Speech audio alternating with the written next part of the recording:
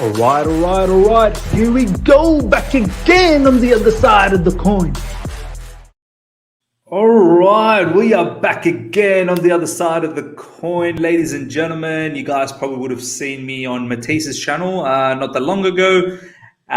It was obviously a fantastic show we had there. And if you've come straight from there, thank you so much for coming straight from there. And yeah, hope you guys will have a fantastic show here as well. We've got a lot to talk about. I've got my bad boy Ryan, aka Baby Pep. Ryan, how you doing? I'm good, man. Happy to be here. I didn't get to see your stream this morning as yet because it's 8 a.m. here, but best believe I was watching them, man. It's always top class and good fun. So happy to be here. Brilliant, man. Brilliant. Shout out to the live chat as always. Right here supporting the channel. As soon as you get here, smash the like button as usual. And if you're here for the first time, subscribe. I want to do a quick shout out to some of the people that have joined so far. Yusuf, thank you for being. Yusuf, you've been asking, waiting. You fasting, Miz? I'm not sure. Is it like in our religion at the moment? Is there meant to be a special fasting there? I'm not quite certain. I'm not really fasting today. I mean, at the moment it's 10:03 p.m. So definitely not fasting right now. Josh, how you doing? Rukutso, you've got a particular question which we may be able to touch on later on. We've got quite a few things to talk about, and I always like to stay within the structure, and so that the questions are related to the structure as well. But if I have the chance, maybe we can address that particular question. Tumo, thank you so much for being here. Flyers, my man, thank you so much. You've been around from a long time. As soon as the stream was set up, you've been saying hello, so thank you heaps for waiting around. Nat is here. Bonolo, my man, thank you so much for joining. Pratik is here. Robin is here. Fantastic. We've already got nearly 30 plus, close to 40 people live already. Smash the like button, guys. Get those likes up. We're going to try and track it. Hopefully we can get to 150 likes. Hope the numbers keep increasing and we can get to that particular number. But yeah, get those likes up. And if you're here for the first time, subscribe. All right, let's get into the topics. The main thing that we want to talk about is the Lukaku tactical analysis. That's what Ryan and I will talk about more in the sense, how's his skill set, going to be helping us out, and who best will be, partnering him up front or, even just behind him and whatnot. But before we get into all of that, I do want to talk about a couple of other news which are quite important. Firstly, if you'd already watched from Matisse's channel, we talked a little bit about the whole Timo Werner out incident a little bit. I do really want to touch on this because I haven't really talked about that on my channel, and I want to see what Ryan has to say as well. Obviously, you guys would have seen the Chelsea Open training session yesterday. Such a fantastic, situation or an occasion that Chelsea has created, which is so great for the fan base to be able to go to the stadium and watch some of the superstars that they see on a weekly basis, to be able to see them up front, to be able to see them do their training drills. I mean, such a brilliant sort of initiative that Chelsea took. And, of course, the whole Lukaku speech, the Thomas Tuchel speech, and it was such a feel-good vibe in that particular day. And we did a stream here because Taryn, who's part of this channel, was live from the stadium telecasting the views as well. So it was fantastic to see all of that. Obviously, they paraded the Champions League trophy and the Super Cup as well.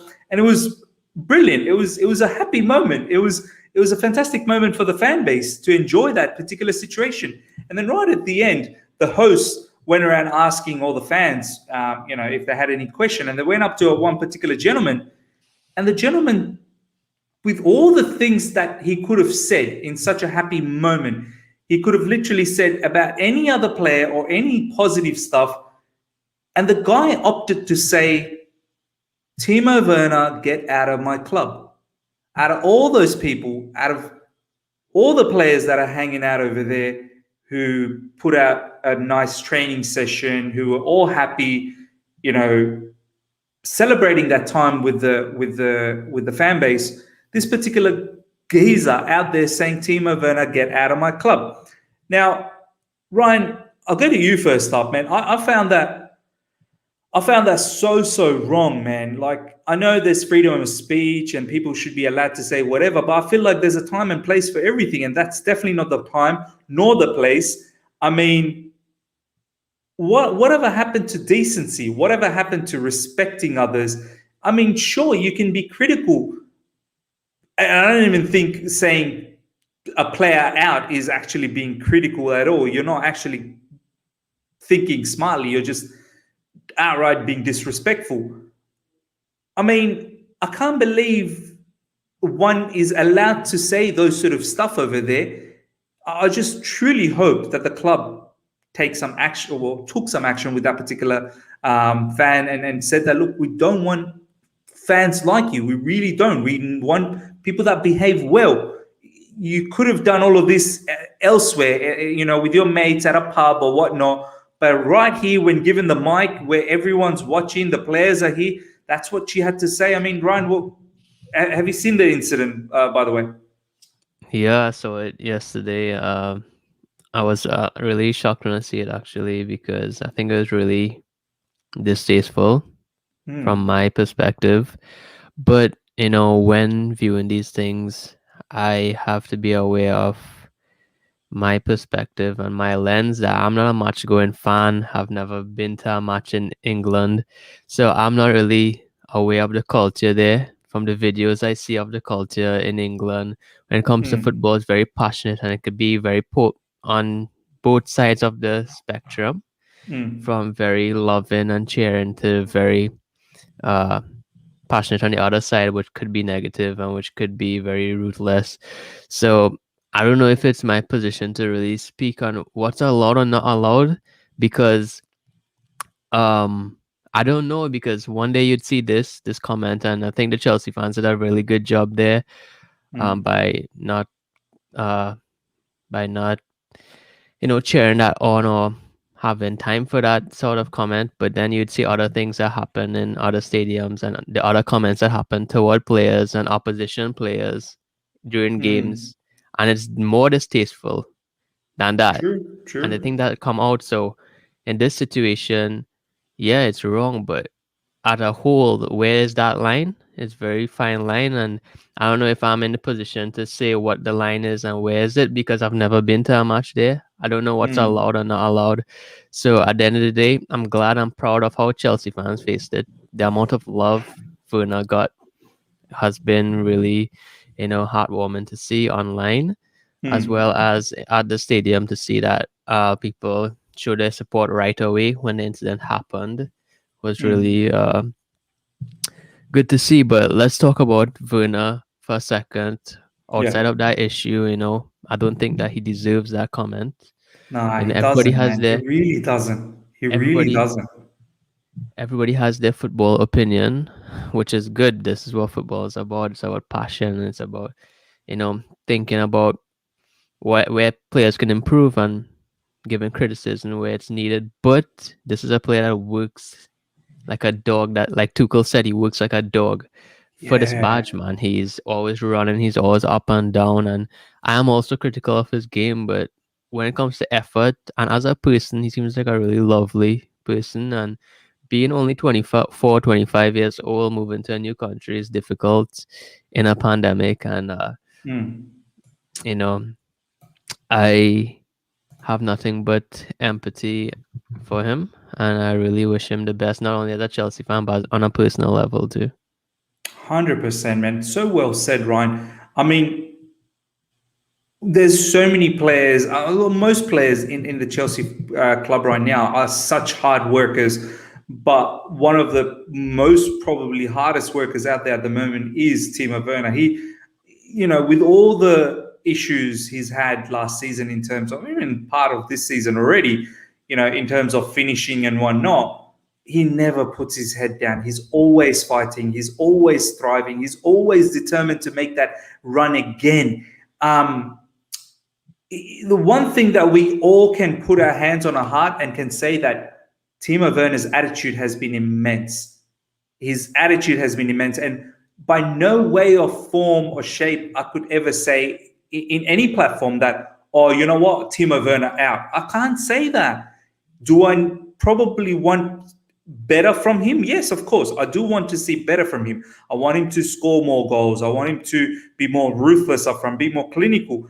But at the same time, I have to say there's a lot of stuff that we've done last season where hadn't been because of Timo Werner's movement or his assists, we wouldn't have been in the position that we were. So it's very important to understand that they're Chelsea players at the end of the day. So, and you're at the stadium watching them.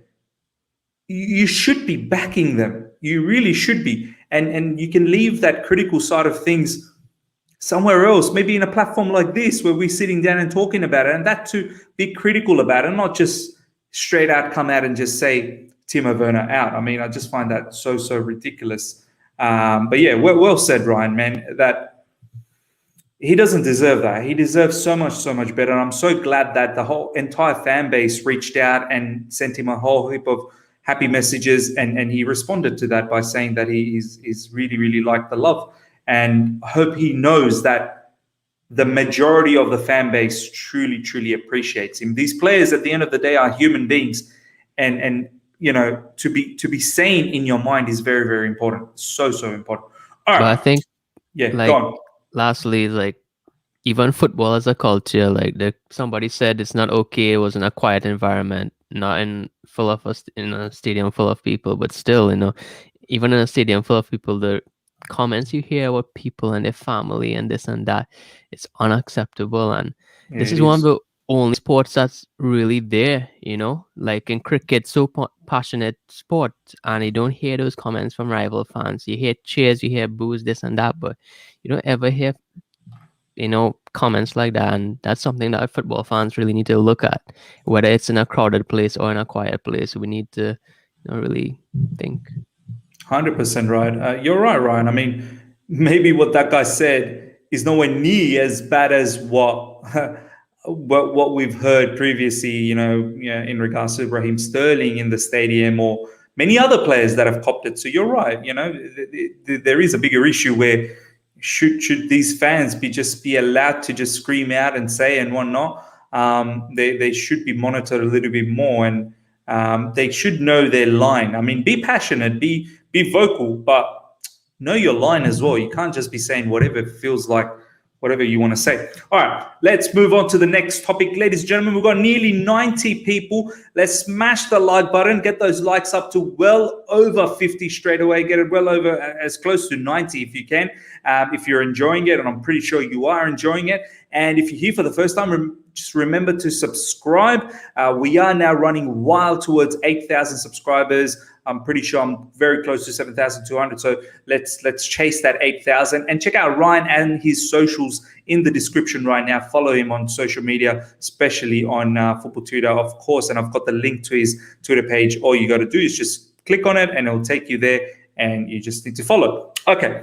The next up, Ryan, that I want to talk about is Simon Phillips tweeted something out about 5 hours ago, as I can see here, saying that hearing Chelsea have held fresh talks with Tchouameni reps, some big decisions to make in the final stages of the window. There's been some rumors in recent times that Man United they've always been looking for a midfielder, but more specifically in recent times, there was rumors that they were looking for Tchouameni, but Fabrizio Romano literally, let me see if I can bring up that tweet from Fabrizio. Fabrizio Romano basically tweeted that is not true, that Man United are not even remotely in talks with Tchouameni at all at the moment. Let me see if I can bring that up. Oh, yeah, Pedro's gone to Lazio, which is great. He's going to have Sarri over there, which is going to be interesting. Here we go. Manchester United are currently not working to sign Aurélien Tchouameni from AS Monaco this summer. No talks or direct contacts as of now. Same for Corentin Tolisso. So at the end of the day, there's no movement happening from Man United's end. I personally think, Ryan, that there is probably a need for one more player in midfield, because I feel like with Kante, we've already seen he's missed out on the Crystal Palace game. And I feel like we need to now brace ourselves to the fact that maybe Kante is not going to be available like that throughout the season. Maybe he is going to be off here and there. And I think that is going to be the reality. He is getting a bit older and we need to manage him. And to think that he's going to play, let's say we have 65, 70 games for the season, to think he's going to play all of them, it's insane. To even think that he's going to play 80% of that, I think that's also insane. So, right now we're in a situation where we don't have Billy Gilmore. He's already at Norwich. At the moment, we've got Jorginho and Kovacic. I don't know if that's enough to last the whole season, even when Kante does come back, as I've said, that he does tend to get those niggly injuries. And who knows, maybe even Kovacic. We saw last season Kovacic pick up those niggly injuries as well. I mean, Ryan, what's your thoughts, man? Do you think there is a case to perhaps signing another midfielder, or do you feel, as you demonstrated last few days ago, that maybe someone like Chalobah could possibly be a backup if need be? Well, it's all on what people want from that position, firstly, because there's two arguments regarding the pivot position, right? That sounds wrong, but the midfield pivot position, there's two things. People say they want a specialist player who knows exactly what he's doing. They're a specialist midfield player, whether they're young or older or what. And then there's other people, but you need to think about that. There's two roles in this pivot position. There's a Jorginho role, who sits back as a regista and allows things to unfold and keeps the tempo of the game, and who sits between the centre backs and does that part of the game, which we talked about so much in my analysis. And then there's the other pivot, who is more of the connector of player, more vertical player, who gets up and down the pitch and connects play to our attacking players. You know what I mean? Attacking play in the latter position, there's Kovacic and Kante, who does similar roles. Yes, Kante is more of a destroyer by far than Kovacic, but attacking wise, both, I would say Kovacic is slightly better than Kante with his passing and this and that. So they do the same role. The thing is, we don't have somebody else, a substitute, to do Jorginho's role. Yeah. That's the problem, right? And the thing is, Tchouameni is such a young player that would you want to focus and mold him into Jorginho's role? Or, as you said, Kante and Kovacic has niggly injuries. So would we be exchanging between molding him into Jorginho's role, then playing him into Kante's and Kovacic's role, and this and that? So now people say, oh, well, he can do both. He's a player that can do both. Fabregas said it. He can do both. But the thing is, there's another player who can do both. Chalobah can do both. He can be there. But then you all want to argue and say, but Chalobah, we need a specialist in the midfield. But you just say you want somebody who could do more than one roles. That doesn't sound like a specialist to me. So why can't somebody else do more than one roles? And then my boy can't do more than one roles. So that's the argument that I'm getting here. Chalobah, I believe that he can fit in that position. Not only that, but he's a kind of Mason Mount of a player that we can be able to change tactics so much with him. We can go from a back three to a back four. We can put him in a pivot. We could put him as a lone DM. We can do so much with a player who is naturally a centre back and also a really good midfielder. So, I know a lot of people will comment because they love Tchouameni. I would say that I love Tchouameni also. But the thing is, we need to think about his role here because he's such a young player. You don't want to, you need to think about how you plan to develop this player going forward. You can't just throw in a young guy, whereas he's playing every single game, every single minute in Monaco. You know what I mean? And he's developing there and he's learning his craft. Do you want to hold that progress and bringing him here to be, let's be honest, Jorginho is one of the fittest guys in our team. Yeah. He's going to play nearly every game except for the odd Carabao Cups and this and that. So do you want Tchouameni to play only those and hold his progress that way? I mean, we saw why we loaned out Billy Gilmore for the exact same reason. So true. So he can get that game time, so he can learn his craft. I know a lot of people bring back that argument that it's a specialist role, you need to learn your craft. Well, that's exactly what Billy Gilmore is going to do, learn his craft. how much, and you need game time to learn your craft in that position. It's such a position that needs for experience, more so than a winger or a wing back or something like that. So, listen, he's a talented player, no doubt about it. I think he's going to be amazing, but I do not think he walks in our starting 11. And we need to think about, do we need a midfielder to walk in our starting 11 when we have Jorginho, Kante, and Kovacic? I don't think so. I think the best would have been to keep Chalobah and as that option. We still don't know what's going on with Jorginho's contract. So we still need to think about that. And as we talked about before, we still don't know what's going on with. I would love to read these comments because there's comments pouring in. Yeah. No, we're gonna get When to you those say comments. Jorginho is one of the fittest, I don't mean Yeah. physically. I was gonna talk. Let me just address that before you get on it. Flyers have just put in a particular comment saying Jorginho is one of the fittest guys. I don't think so. Jorginho can be lazy. Firstly, the way I read when Ryan said that he's one of the fittest, I think he's talking about being available in terms of not being injured. Fittest doesn't necessarily mean he's the fastest, he's the most brutal player, his physique, like that doesn't mean fit. Fit means fit has many interpretations. One of them is being available for matches. Touch wood, Jorginho's been one of those players that doesn't get injured. That's what Ryan's saying, that he's available. And in his position, the way and this is the thing, we as a fan base really, really need to, and this is what Ryan keeps saying all the time in the stream, over and over again. We need to understand what Thomas Tuchel demands from that position that Jorginho plays.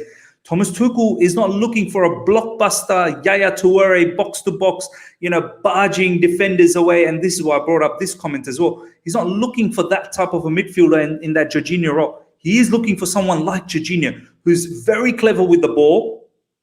He can control the tempo in possession, has those very, very silky one-touch passes, can deviate away from the press when the opposition is pressing, can find those line-breaking passes, can find those long passes, as you saw against Crystal Palace and Villarreal when he came on. We need to understand, don't expect Jorginho to do what you see maybe, I don't know, what you see with Kante or what you see maybe with Declan Rice. That's not what Jorginho is going to do. That's what Kante does.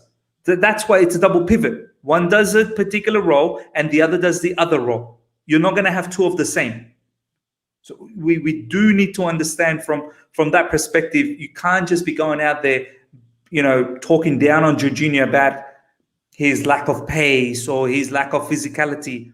You don't need that. For the role that he does, you don't need that. It's just an added. If he ever gets that, or if we ever find a player that can do that and has all of that, that's fine. That's an added bonus. But yeah, Ryan, before you address that particular comment as well, I do want to bring this one. I've seen a few people say, well, that's why Ruben Loftus-Cheek is still in the team. Maybe he can be the fourth midfielder. I can't see how Ruben Loftus-Cheek fits in the double pivot. He can't really do what Kante does, and he can't really, well, he could possibly do what Kovacic does. He possibly could, but I don't think he's disciplined enough like Kovacic to drop deep enough and help out in defense as well. I think Ruben, he likes to play from deep, but he likes to carry the ball from deep and drive forward. But off the ball, I don't think, even though I did see him some glimpses in the preseason where he was off the ball pressing and tracking back well, and this is something that he's going to have to learn under Thomas Tuchel anyway. But your thoughts on both of these matters, obviously first the Jorginho comment, and then obviously secondly the whole ideology of Ruben Loftus-Cheek possibly being part of the pivot? So when I think about a football field, right, I think about Loftus-Cheek's role is bringing the ball from that center circle up to the final third and laying it off. He can drive in those areas. When I think about Kovacic, he does his position, his range of where he runs is different. He comes from a more deep position. Then he, gets up not into the final third, but right before the final third, where he can then Mm. spray those passes. So it's two different styles of midfielders in that pivot. Yeah. Loftus-Cheek is more of a central midfielder who can get into and more of a number 8 who can get into the final third, maybe get into the box for those, crosses, late crosses, and even get some shots on goal. Hmm. Yeah. No, 100% agreed, man.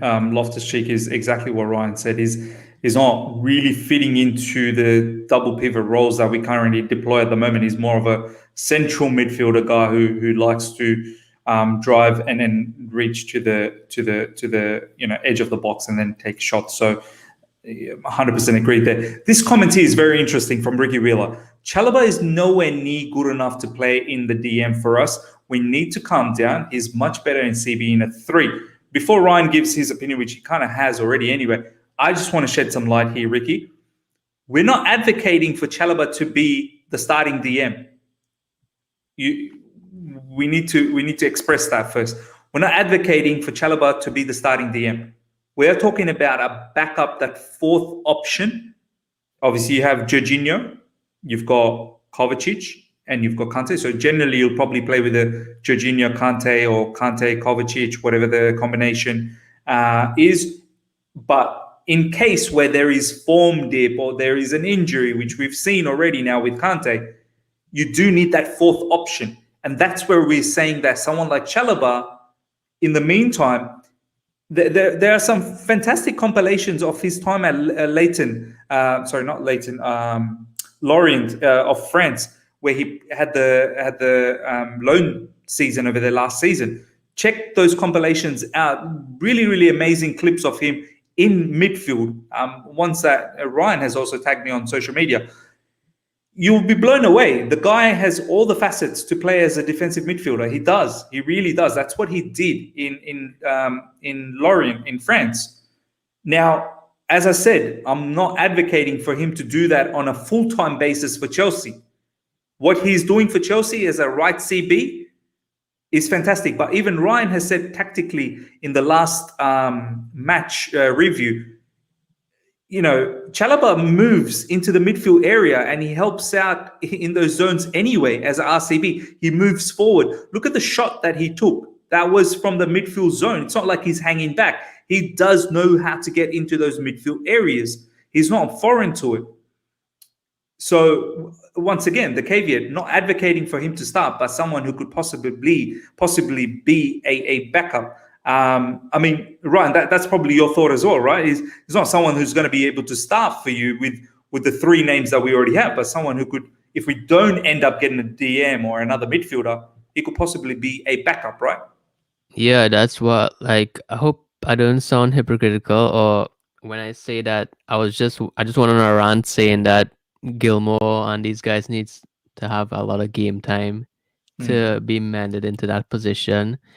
But I don't see Chalobah as a Gilmore or as a Tchouameni or things like that. I see him as more of a Mason Mount in that back 5. You know how Mason Mount could be left wing, right wing, attacking midfielder, central midfielder.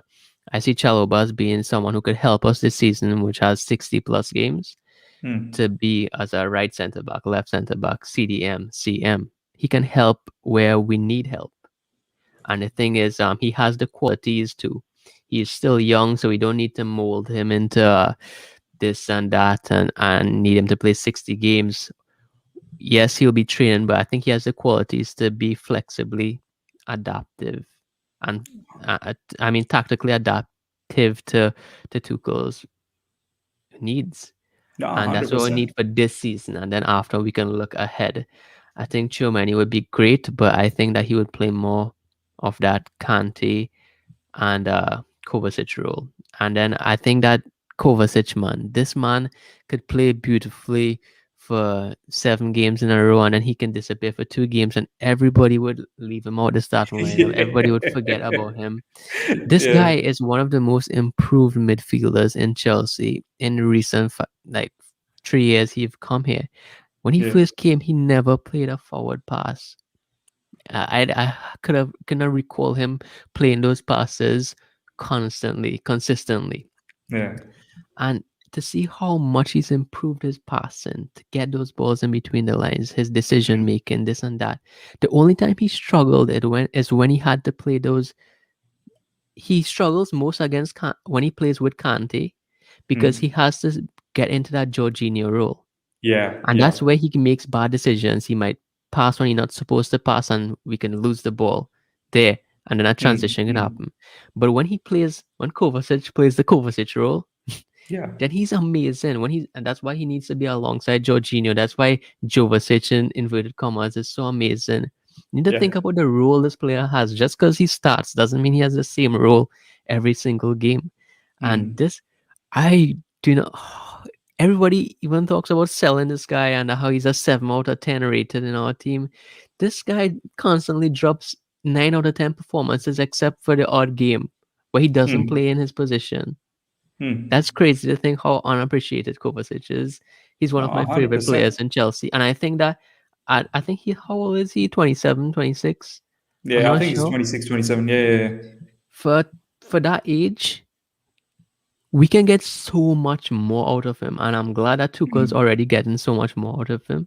But he can be such an asset for us going forward. That's why it makes me question, do we need somebody in that Kante and Kovacic role when we have Kante and Kovacic? Do you know why the fan base gets after Kovacic? It's because they've got this mentality that, oh, he's got to score a lot more goals, he's got to assist a lot more.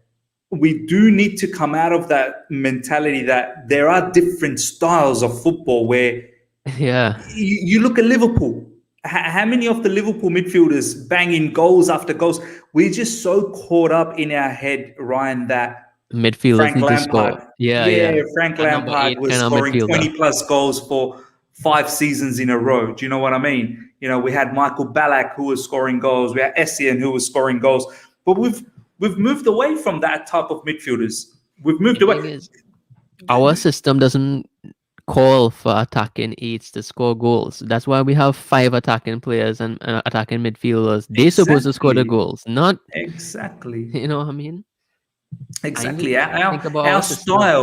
Our style and our system is not demanding on Kante and Jorginho or Kovacic or Kante or Kovacic or Jorginho to be banging in goals. It doesn't demand them. Would it be great if they could have? Yeah, sure. But it doesn't demand them to do that. We do need to understand this big time. Helen's put out a comment here. Miz, do you think Bakayoko still be in Tuchel's plan as a backup against smaller teams? No, I think Bakayoko is going to AC Milan, and that's probably just going to happen very, very soon. So, yeah, I definitely don't think Bakayoko is in his plans. This one's a very interesting comment, and I want to quickly address this before we go to the next topic. Robin George is saying DM needs to be good on the ball, confident ones. Chalobah lacks that kinda. Robin, are you sort of basing this off the back of what you saw against Villarreal and Crystal Palace and also in the preseason? I'm not sure. But if you do go back in all of those matches, especially the Crystal Palace one, there's been some clever balls that Chalobah has pinged from the back, long range balls to either Timo Werner or diagonal balls to our wing backs. He does come in midfield. Even when the build-up is happening, he's very, very quite confident to one touch pass the ball around to help out in the build-up. So once again, I am not advocating for him to be the main midfielder and do what Jorginho does. He's never going. Well, he's definitely not in that level of Jorginho to be confident, if that's what you mean. But he could do as a backup job. I've got no doubts about that. He's not. He's not pathetic. He's not. It's not like he doesn't know how to handle the ball. He definitely does. He knows how to control the ball. He's got good touches. As I said, have a look at his matches against Villarreal and Crystal Palace. You'll definitely see that is a decent ball playing defender. There is no way Thomas Tuchel would be giving this kid who's 22 the opportunity to be one of the back 3 defenders if he wasn't good enough on the ball. There's no way. I I think mean, that's one players of the like sole Zouma. reasons why he's playing, because That's he one of the brings sole a reasons why different. he's playing. Exactly. Yeah, he can't make those runs into, like, when I see him play many times, that Instead of a midfield pivot, we turn into a midfield three with Kovacic being in the center, Jorginho being on the left, and then Chalobah being on the right. And that's what we'd see so 100. much. And then we'd go back to a back two. And so many times from there, Chalobah can dribble forward.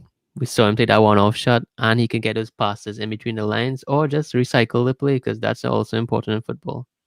100%. All right. Next up, we quickly want to talk about Emerson to Lyon is reportedly around 13 million option to buy. I believe he's extended the contract, Emerson, and he will be going out on a loan to Lyon. Let me see if Fabrizio Romano had something to say about this. I think he did. Give me 1 second. Yeah, here we go.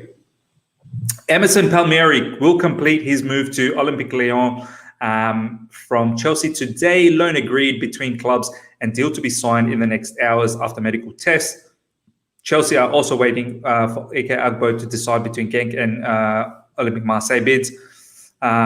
So yeah, look, Emerson was always destined to leave. I mean, you can't have Chilwell, Alonso, and Emerson. 3 was just too many. Alonso was literally being rumored to go to everywhere, but now looks like, I think, he would be a decent backup or decent rotational player. I think, let's be honest, Chilwell will be most of the times playing, but Alonso is someone who's more than capable on that left wing back. That's his position. He can bang in the goals from those areas, and in recent times, he's done very well against Crystal Palace and Villarreal. And he's a decent backup to have behind Ben Chilwell. Ryan, what's your thoughts? Emerson leaving, Alonso staying. I mean, would you want the other way around, or are you happy with this? Well, firstly, I want to just big up Emerson. He's always been a top professional at our club. He's never complained. Anytime he come in, he gives 100% for the past years he's been here. So we have these iconic moments like him and Rudiger dancing when we won the Europa League, singing that song. I don't even know the song. But yeah, with regard to Alonso, I really would like Alonso to stay instead of Emerson. Reason why is because I think that Emerson and Chilwell are like for like substitutions. But Emerson just doesn't have the same quality and tenacity in defense and even in attack like Chilwell. Yes, Emerson's a better finisher than Chilwell, but when it comes down to crosses, defending this and that, he's not. But Alonso, I really want to see Tuchel work with Alonso. And Chilwell is a starter for us, right? But I want us to use Chilwell and Alonso kind of like how we use other players, to think about what the game needs and we go for it. When we're breaking on a low block, I would honestly love to see Alonso be in the full more. Adds as another sort of striking option, doesn't he?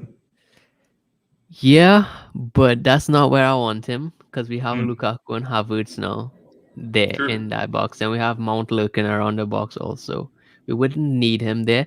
I think that we're seeing potential that Alonso could be a very good ball player from deeper regions. So many times from deep wide regions, we see him placing those passes in behind for Werner to get in the wing.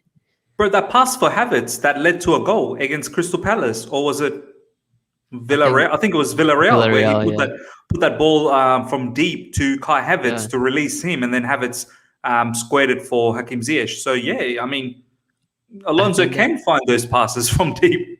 I really like, I think we talked about Alonso's kind of being used in that position, that role in preseason. I think against Tottenham when we used that 3-3-3-1, and he was that deep lying left midfielder almost, not a left winger, which Chilwell would be like a left winger, and he would be not spraying passes, but he would do simple medium passes in between the lines on the feet of Ziyech, who would be in the holes between the midfield.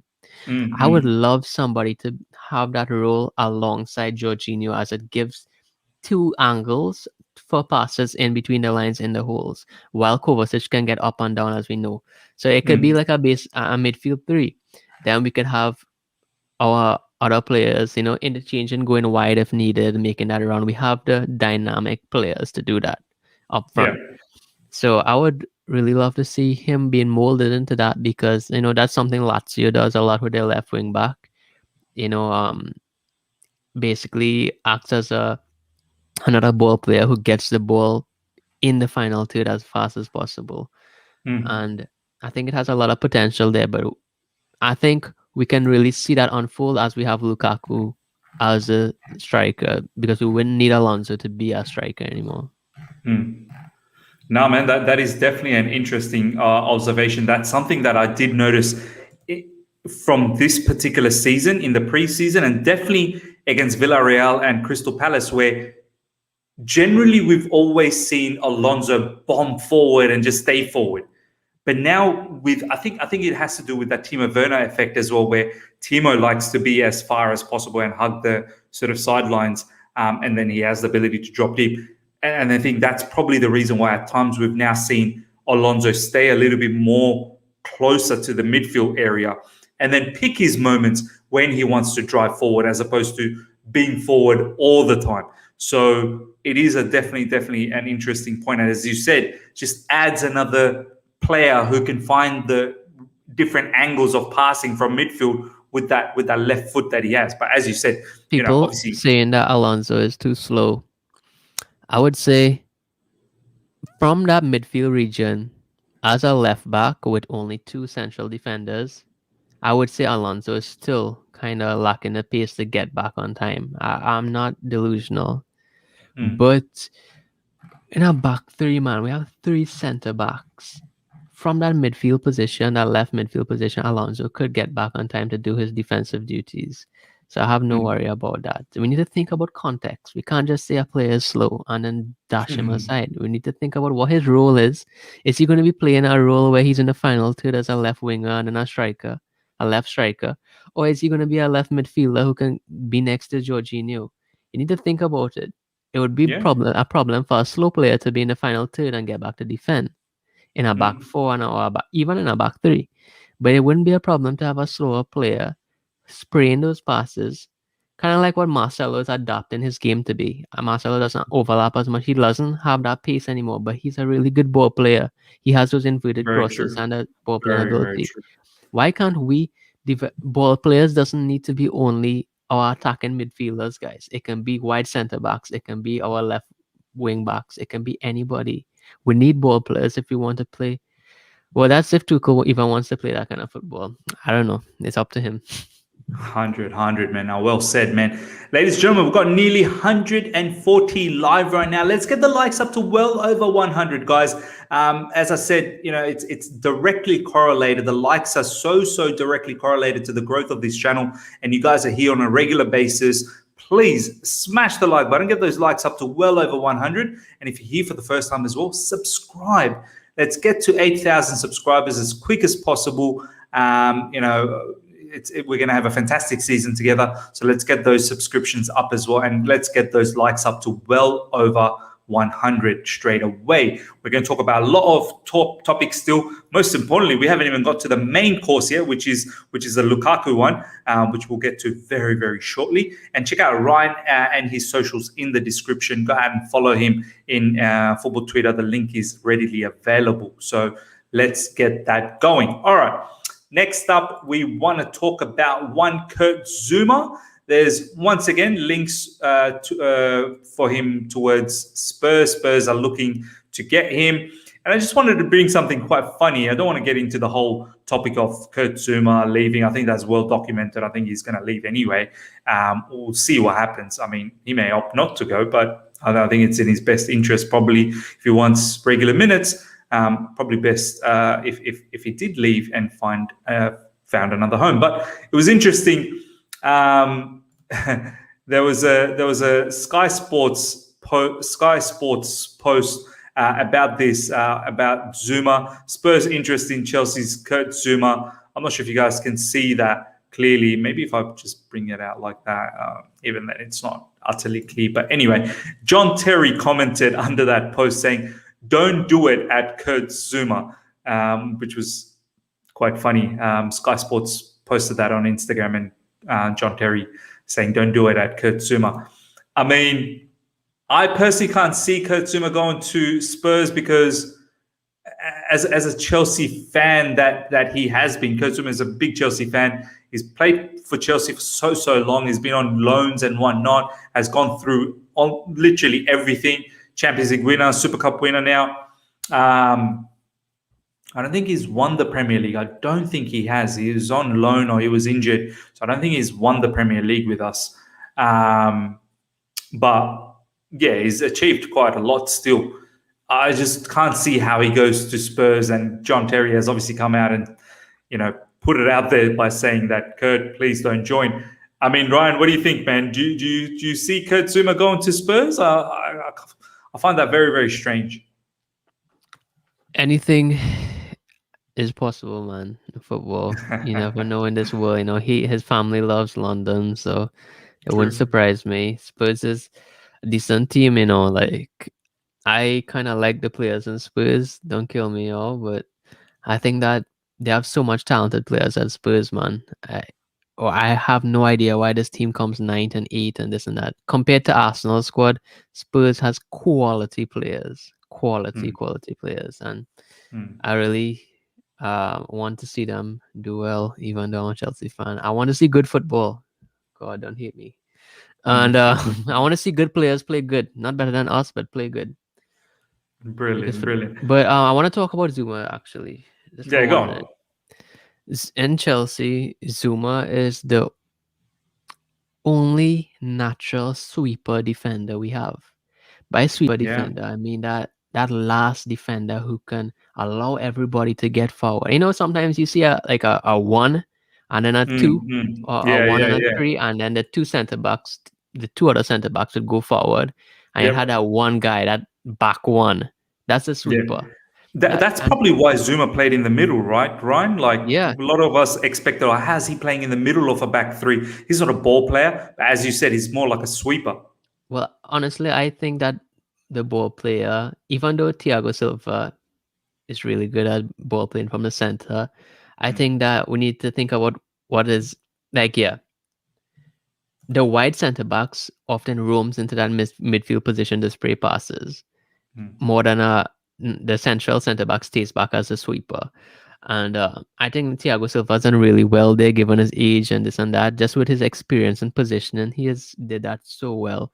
But I think Zouma, even in our back four, even in our back three, he will, if we have the right center backs to get into those midfield positions, to spray those passes, I don't see why the harm in having a sweeper defender there as an option, because we don't have that.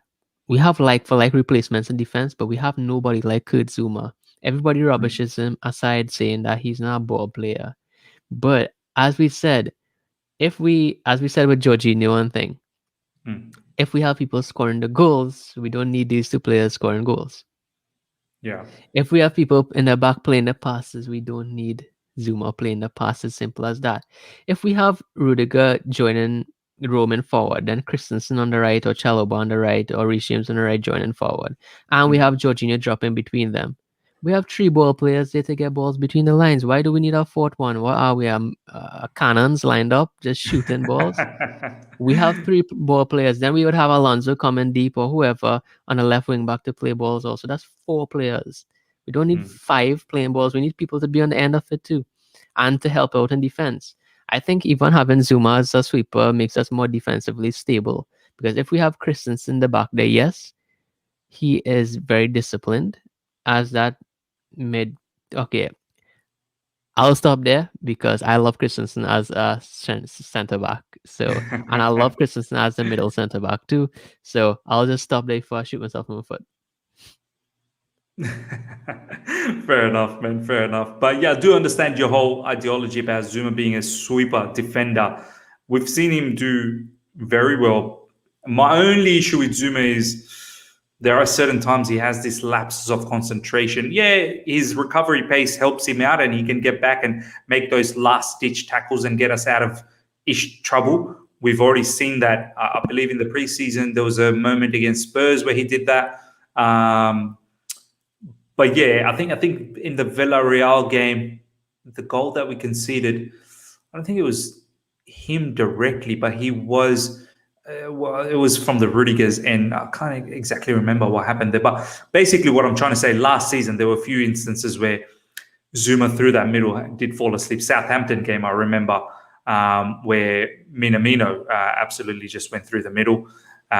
West Brom game, where almost everyone had a bad game on that particular game, but Zouma was also one where he was, not good at all. But overall, Zuma's not a bad defender. He's actually an excellent, excellent defender. It's just in a back three, he's not fancied by Thomas Tuchel at all times. Yeah, there are certain times that Zouma has The played. thing But is, Miz, yeah, if he wasn't fancied by Thomas Tuchel, I think he would leave. I think there's a relationship with Tom, like how Tommy wasn't fancied. He wasn't gonna sniff in the pitch. I think that Tommy wasn't fancied by. That's why you call not fancied. But I think Zuma has a role at Chelsea still. That's why he hasn't leave. He had no role. If he had no role, he would have left. Do you still think Zouma would stick around though? Like if we get someone like Koundé in, which we are heavily, heavily rumored with, and also Chalobah now looks like, how can you let him go on a loan off the back of the performances that he's put? On top of Aspie, Thiago Silva, Rudiger, Christensen, we're possibly even thinking Reece James maybe as well at times. Do you really think Zouma will just stick around? That's a tough question. It really depends on what Tuchel wants from Zouma, man, and what his plan is, which I don't think any of us really know. The thing is, we are so flexibly, tactically, we change from game to game. We have a different game plan each game, and I think that's useful having a player of his. As I said, he's the only sweeper. I think it's useful having that option. Having that, the reason why we get to play a Chalobah there is because we had Zouma as a sweeper. If we had Christensen in the back there, I love Christensen, but he isn't a sweeper. Christensen has a tendency to get forward also. He's a ball playing defender. And if we have Christensen getting forward in that way, it would be hard to have the centre backs have the freedom, I would say, to get up as much. That's why with Thiago Silva, he would not get up into midfield to make those passes as much. He has the quality to make those passes from the back, which is amazing, actually. So I think that we need to just think about what we're doing before we just sell him off. And I think that he brings a different quality to the game, which is good. But as you said, it's up to Zouma if he would want to only be played in those some matches, not all. Yeah, like the specialist sort of matches. It seems like I just don't know if Zouma will stick around. But look, you never know. Maybe he may. Like, he's not obligated to leave. He's got a contract. It's not like he's obligated to leave the football club. But I think as a footballer, when you see all of these players like now Chalobah, who's probably not going to go on loan, maybe he might, I don't know. With Koundé, looks like Chelsea's still chasing. You do need to ask yourself, well, how am I going to get my game time? Am I just going to be happy with those odd games, the specialist kind of games where Thomas Tuchel wants to use me in a certain manner? Is that good enough for me? I just don't know, man. I don't know if that's for someone like Zouma, who's probably reaching his prime of his career. He'd probably want to play week in, week out. He probably still has ambitions to feature for France, and the only way you're going to feature for France is if you play regularly, or else France. If Zouma leaves and Koundé comes in, I'll be happy with that. I think that's the notion, right? I think that is the notion that if Koundé comes in, then Zouma has to go. But if Koundé doesn't, maybe Zouma might stick around, maybe. And it all depends on what happens with Chalobah, if he goes on a loan or not. Because that was the initial plan. But obviously the plan has been sort of thrown about with Chalobah's rise. We're going to quickly touch on this comment, and then we're going to jump on the Romelu Lukaku tactical analysis. Before we do that, guys, 151 of you guys live. Smash the like button. Get the likes up to well over 100. Let's drag those likes up to well over 100. You guys have been enjoying. You guys have been sticking around for this. So get those likes up. We're going to be doing some absolute mad conversation about Lukaku very, very soon. Just quickly, before we do that, we'll I'll just touch base on this particular comment from Amir. Guys, although you're talking about Zouma now, please talk on this. That what about Ampadu being molded into play a midfield role as a Georgie backup? Look, Amir, I see where you're coming. You've got hopes for Ampadu. I like that. We as a fan base definitely have hopes for Ampadu. But this is what I want to say about Ampadu, and I want to see what you guys have to say as well, live chat. We've sent Ampadu on a loan to Leipzig. It didn't work out. Now, whether you can sit here and say, oh, he never got any game time, and, look at the game that he had against Spurs. He was so fantastic in a back three, so on and so forth. Look, the bottom line is it didn't work out. Whatever the case was, whether Nagelsmann didn't want to use him or whatnot, it didn't work out. Then we sent him to Sheffield United. And once again, I don't think it really worked out for him. They got relegated, of course, but he did get game time as an LCB, as a left centre back position. They did play with the back three, and he used to play as an LCB. And it didn't always work out. There were some games where he was very, very good, and there were some games where he wasn't that good, and there were some games where Sheffield United were just abysmal altogether as a group. So you could possibly say that's another one where I don't think he had an outrageous loan season. So when you have all of that, I can see Shubhajyoti Roy saying, to be honest, he was good for Sheffield. Yeah, look, that's your opinion, Shubhajyoti, but there's a lot of people and myself will probably say that he didn't set the world apart. He didn't make it seem like that he deserves a spot at Chelsea off the back of that loan season at Sheffield. By no means. You look at someone like Margihi, who absolutely set the world apart at Swansea.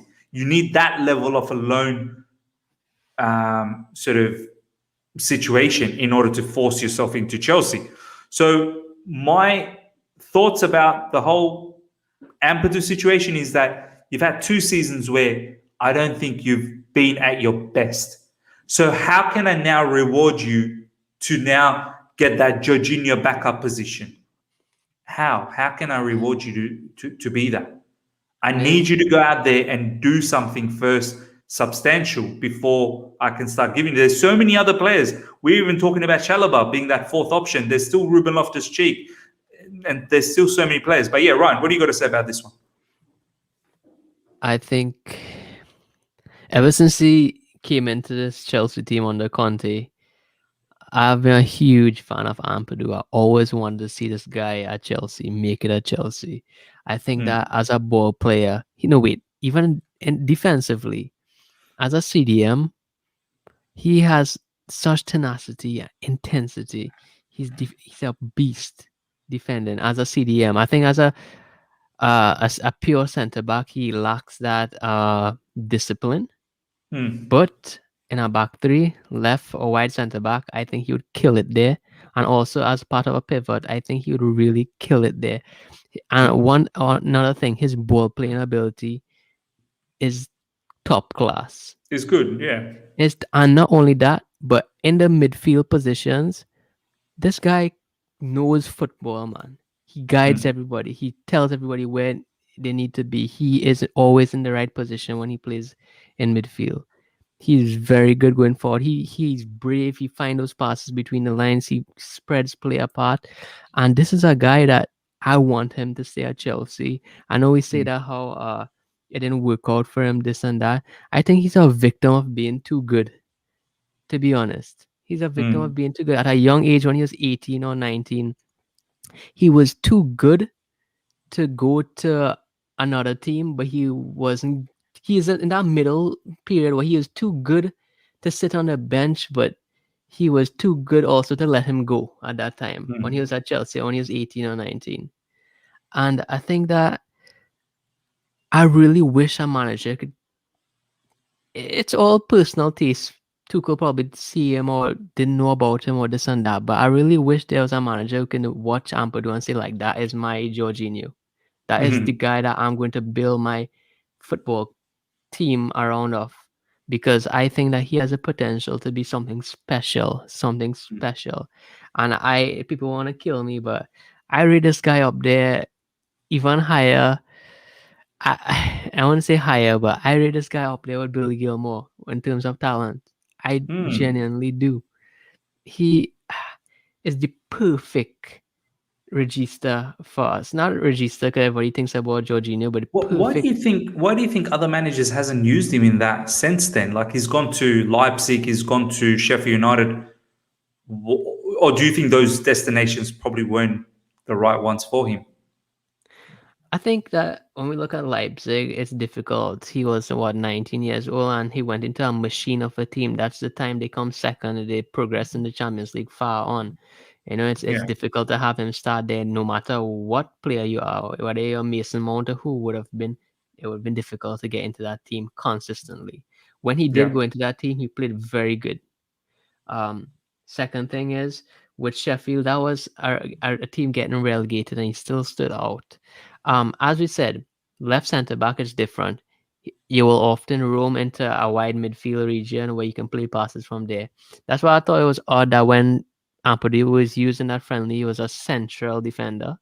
yeah. He I was, was. Yeah. and I was like, I hated him there because you could see that he didn't read the game well there. He went wide too much, leaving Mm, space in the middle in the box. I didn't like him there at all. I like him as a mm, wide mid.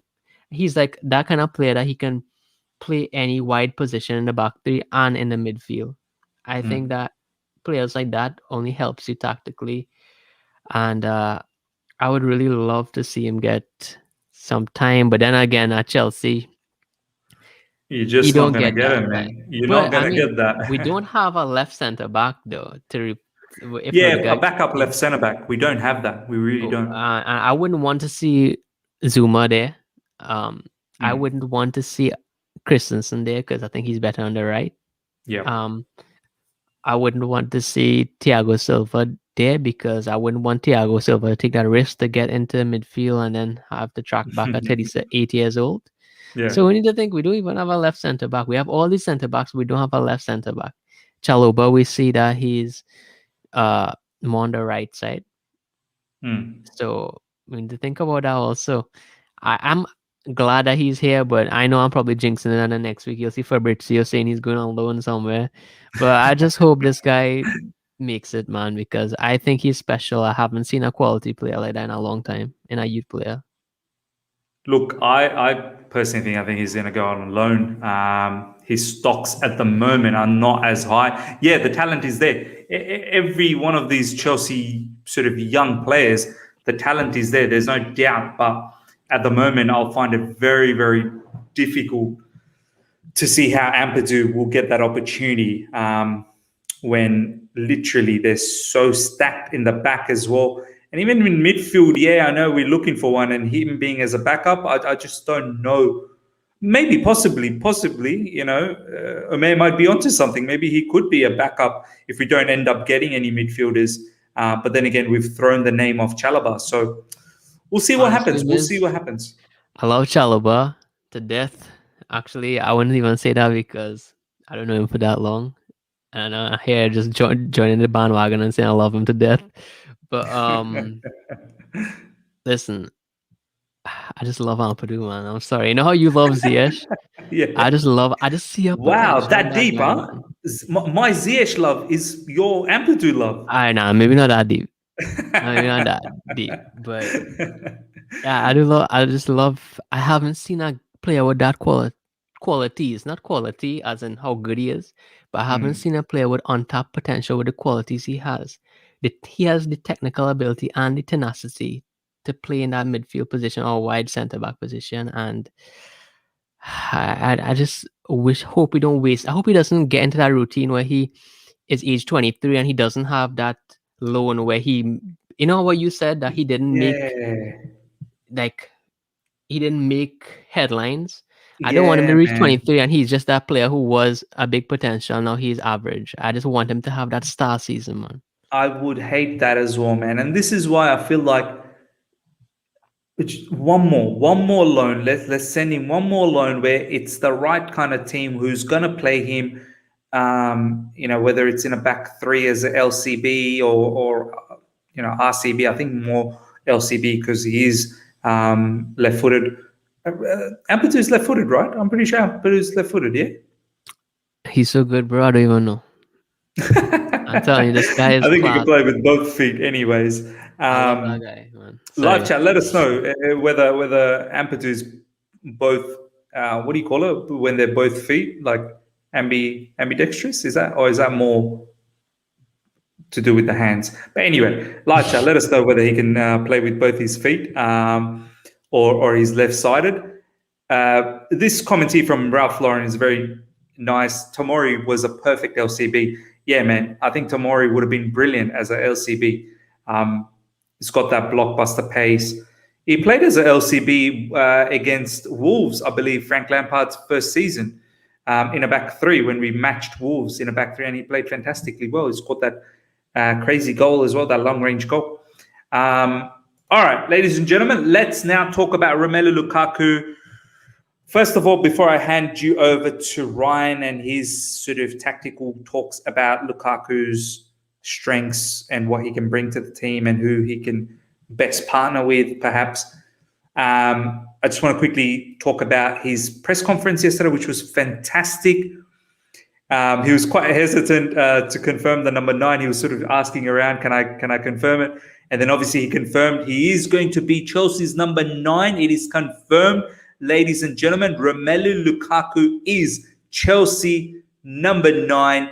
He's going to be wearing that shirt. I cannot wait for him to hopefully debut against, definitely debut against Arsenal. Whether he starts or not, we'll see. I hope he does start. And his press conference was just oozing with so much maturity and so much confidence.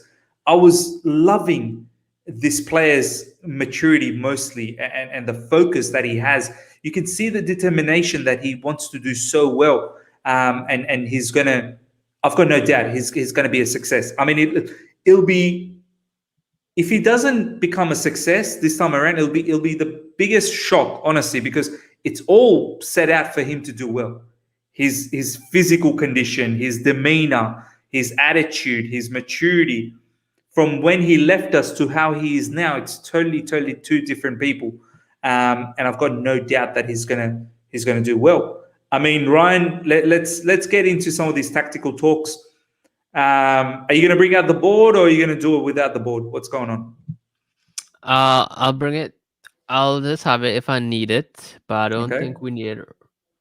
Yeah, I think it'll be good to demonstrate some of the other players when you show for sure how he could bring in other players into the mix with his ability. Because he did mention a few days ago, not yesterday's, well, I think he did mention in yesterday's press conference as well, that the 2 years he spent at Inter Milan under Antonio Conte has helped him so much tactically. He was talking about that in Italy, you do need to be tactical and it's more strategical over there. And he did say that he's quite capable of playing up front as a lone striker, or he can even play with the 2 up front. And he understands Chelsea's style because it is, it does have a resemblance towards the Belgium way of playing. So he's got no issues in fitting in. It'll be very interesting how you demonstrate all of that in here with his strengths and who he can best partner with. Off to you, my man. Mitch, what do you think about our starting lineup, though? Do you want to make that a bit bigger? Slightly. Can you make that a bit bigger or no? I can't zoom in on this app. Oh, that's fine. I believe I can see Lukaku up front, Havertz on the right, Mount on the left, Chilwell. You just watch a number if you want. Okay, yep. Cho, Kante, Rudiger, Thiago Silva, Christensen, man. That's a bombastic lineup, bro. I've always said up 3, it'll be Lukaku, Havertz, and Mount. Like, that's what I'm thinking. There's a lot of people that are saying that there could be a possibility of Timo Werner. I do like the fact that you've got Havertz on the right because he's so left-footed, I suppose. But I think he'll be very fluid anyway. I think Mount and Havertz will move around. And Mount, he got that assist in the Champions League from that left side as well. So I know a lot of people will probably say, oh, Mount's probably a bit better on the right. He's got that goal against Porto from the right. But he's quite decent on the left. I'm not going to lie. And that front was, besides Lukaku, Mount and Havertz can always roam around. So bottom line, my man, I like this lineup. It's gorgeous. Bro, when I think about Lukaku, man, I think. All right, guys, this tactical analysis is not gonna be diamonds and triangles and stuff, right? This is just me explaining stuff with the help if I need with the board. But when I Mm. think about Lukaku, I think there's no way we cannot try him with Timo Werner, man. There's no way. Yeah, you don't think maybe two up front with Lukaku and Timo, like Timo sort of left forward, Lukaku right forward. Yeah, and um, let me just um, yeah, I think so. But the thing is, we need to think about what the game needs. Okay. You know what I mean? What the game Yep. needs. First, let's go our low block because we've seen Belgium. No, sorry, with a high line against a high line against Mm. Belgium, we see they were a counter-attacking team. We saw Lukaku in a different dimension, a different role where he had to play. Often, what we saw with Lukaku is that many times that um, I know it's getting crowded in the back here, but many times we would see Lukaku dropping Mm.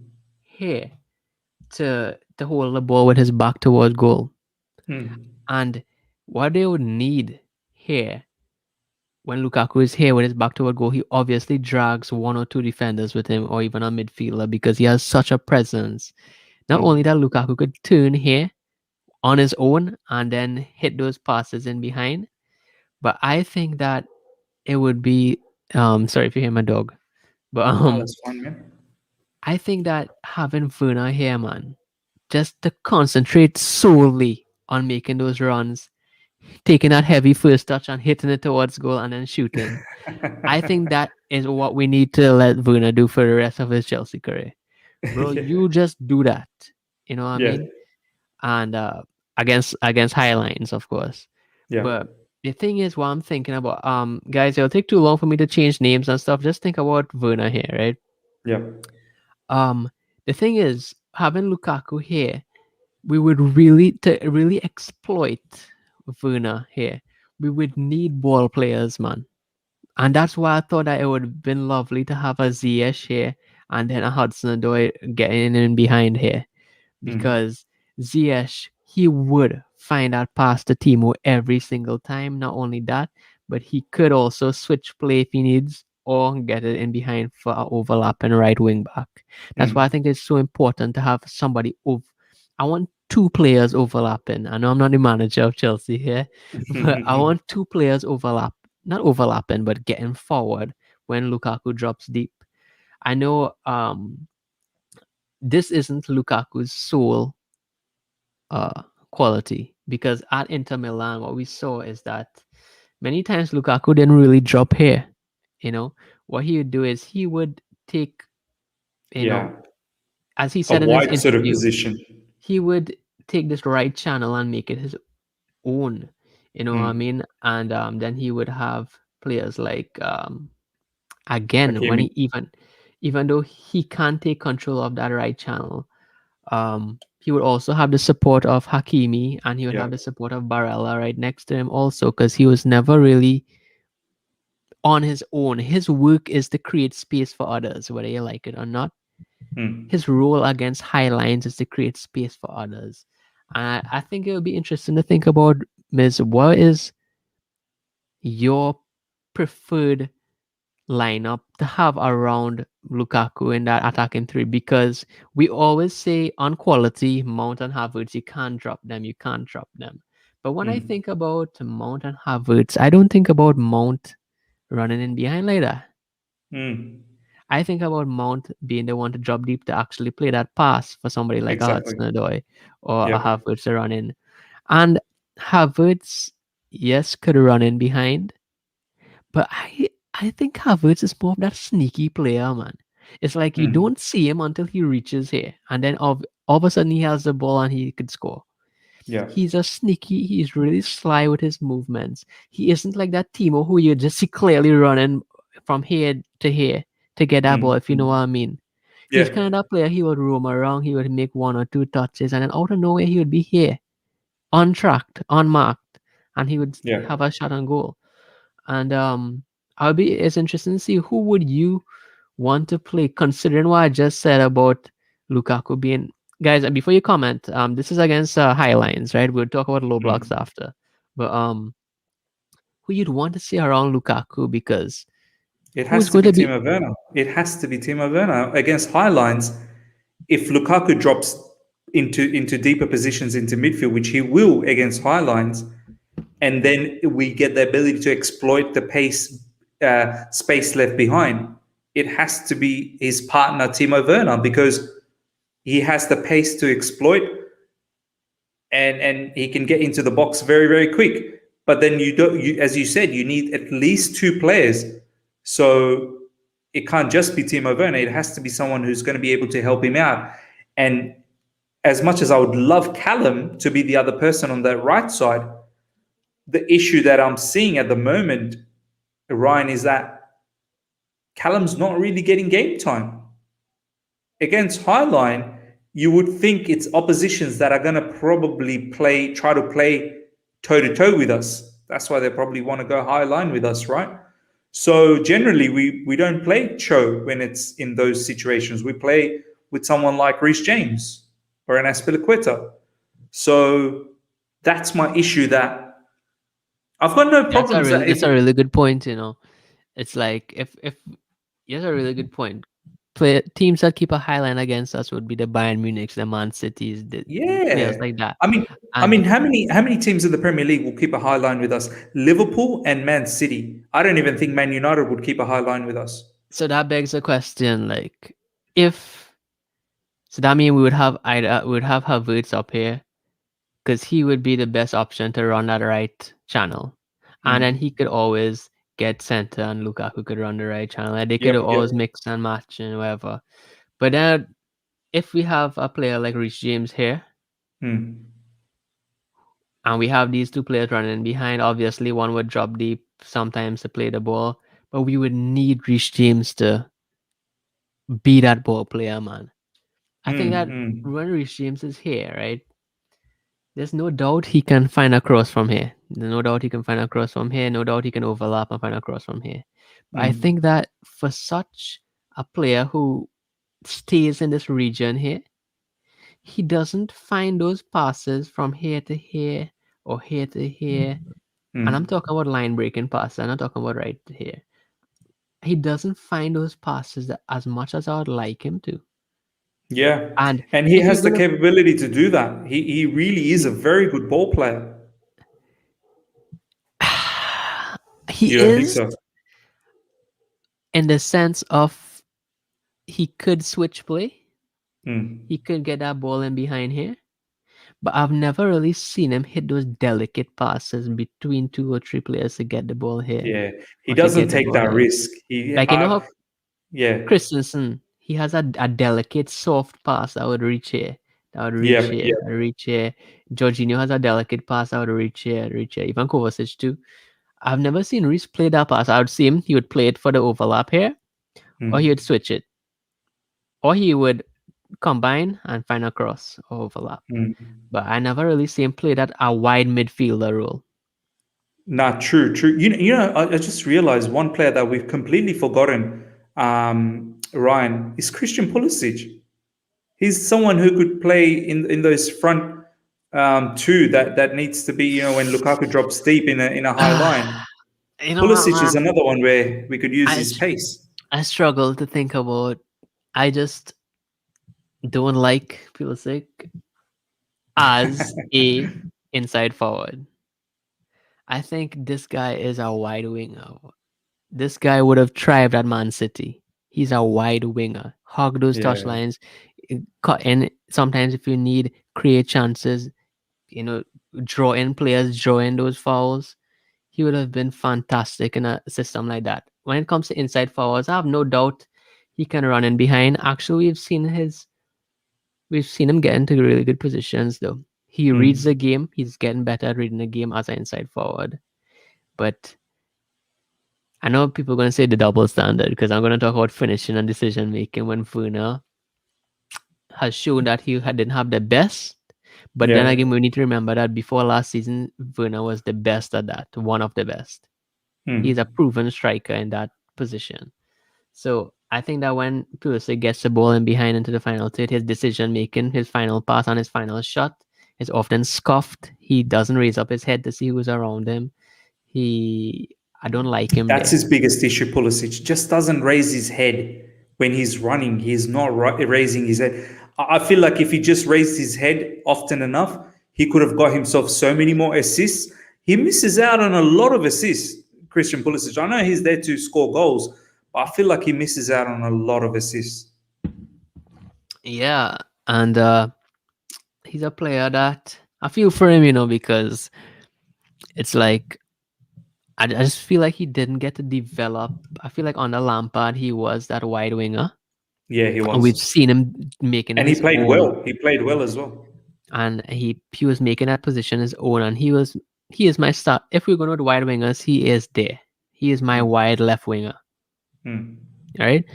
But it's sad because now there's so much Tuchel wants from his players. Yeah. Tuchel doesn't want an inside forward to only run in behind. He wants them to be a playmaker. He wants them to hold up play. He wants them to get So wide. He wants true. them to do everything. Because under Thomas Tuchel, the inside forwards, they do have to come into midfield and then Yeah, become that playmaker at times. And then they yeah, do need to go wide at times. So yeah. And then he running behind expects at a times. lot. Yeah, and sometimes they would need to be that striker in the box too. Sometimes, Yeah. Yeah. or doing a far post runs even.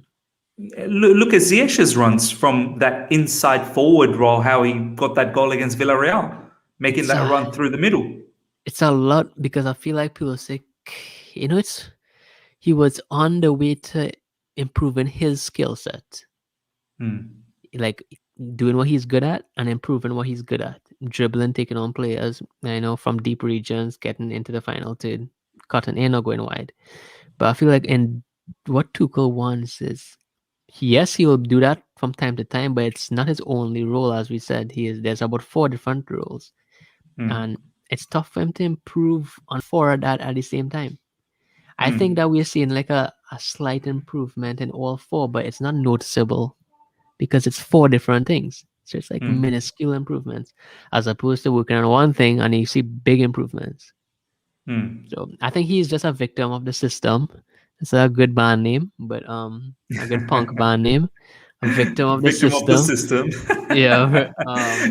That's the trendy thing at the moment in our fan base. Whenever we talk about, let's say, Ziyech or whatnot, oh, it's just a victim of the system, or Pulisic, victim of the system, and X, Y, and Z, because we don't always necessarily. I mean, back in our days, or whether it be under Frank Lampard or Sarri, we didn't play with a back three with wing backs and whatnot. Obviously, Conte played that. Even you could say at times that Chilwell is not your out and out left wing back, right? He is slowly sort of molding into that, but that's not his natural place. He used to be a left back, but I get your point. But come back to this, Ryan. We were discussing obviously that when opposition plays a high line, there could be an opportunity for Timo Werner playing perhaps ahead of maybe a Havertz. I still think Mason will always get that opportunity. By the way, I just saw a comment and I want to quickly just talk about this, Ryan, and get your thoughts. Someone was saying, why not have Timo Werner, Lukaku, and then someone like Havertz just behind them? And they were saying that why not have that as opposed to having Mount, because Havertz can produce more goals and assists. And I just want to quickly answer from my side and then hear what you have to say, Ryan, as well, before we go into the low blocks, that people don't also understand all the other facets of the game that Mount brings. Like they think Havertz can do, yes, Havertz may produce more goals, more assists, but that may not materialize because all the other facets that Mount does in a game, Havertz would have to do that as well. And So just because you replace a Havertz with a Mount, that doesn't mean you've replaced the duties of this particular system, if you know what I mean. the thing is, and it also begs the question, like, we have so much attacking players, man. Why, like, I get, we don't change what's winning. We could do so much more with a back three. Yeah. But I would love to see us take off like the brakes and go with a back four, man. I would love to see us do a 4-4-2 diamond. And Mm. let me just show you how that'll look like, just in case you want to see. Um, it would just look like this, man. Um, what we'd have here, Thiago Silva, I love you, bro, but honestly, Christensen, I want this guy to be the defender for us for the next 7 years. Mm. So I would put Christensen here, Rudiger here, Chilwell, Reece James, Jorginho here. Mm-hmm. I would put Mason Mount here. I put Mm. Havertz here. I put Kante here, Werner here, and Lukaku here. Just change the Jorginho and Kante around before I Yeah, get all before people try to mixed flip up. out and shit. Yeah. Yeah. Um. Yeah, guys, just remember. Okay, let's just do this before people go ape shit and say. Okay, yeah, this is how it would be. So this is how it would be. Reece James would be here, guys, and Werner would be here. That's all. I would Mm. love this. And this formation. If we want for the width of play, we would see this unfolding here, kind of diamond like this. Bro, I love this formation, man. I really do. I really do. Because you get to have Mount doing all his business in midfield, and you get Havertz as well up front with Werner and Lukaku. And you still got the dynamism and the ball winning situation with Kante, the destroyer, Jorginho being the register. I love it, man. I really, really do love this, man. Yeah, so you'd kind of see like a diamond unfold here as a left hand side overload, and a lot of people say like that, and then we would see kind of Lukaku would have the freedom to get here or here. The wing back would Look be at this. Look at able the to overlap. madness you're doing. Ladies and gentlemen, Um, smash the like button for this gentleman. Honestly, Ryan is just, there's a reason why he's known as the baby pep. Let's get those likes up to 100 and follow Ryan as well. The link is in the description for his Twitter account. He does a lot of this madness on a regular basis. But yeah, continue, Ryan. and the thing is, like a lot of people say, "Oh my God, you put a Mason Mount where Kovacic is." No, not really, because what this overload diamond does is create space between the lines here, so it allows Mm, for rotations and rotations, so people could get in behind into the final third here. So these mm, four players are all capable of getting in behind. So we would see like one dropping in here. Sorry, yeah. Yeah, so we'd see one dropping in here. Another one would make the run inside here. We would mm. see here, here, and we'd even see this one go wide, this one go That one up here. fucking, yeah, yeah. So we see a lot of different combinations. We can see all go up. It's just an overload diamond with rotation, so it really doesn't matter. All four players are available to get up if needed. I think this would having Kante also for the switch of play. We have the right wing back keeping the width, Lukaku roaming wherever he's needed, Jorginho helping the back too. I mean, Mm. this would be fantastic formation, man. Honestly, this is a gorgeous, gorgeous formation. Just before we get back into this whole tactical situation, Varun, thank you so much for the super chat. Mount is best. No way you can keep him on the bench. Look, what was it possible to keep him on the bench last season? No.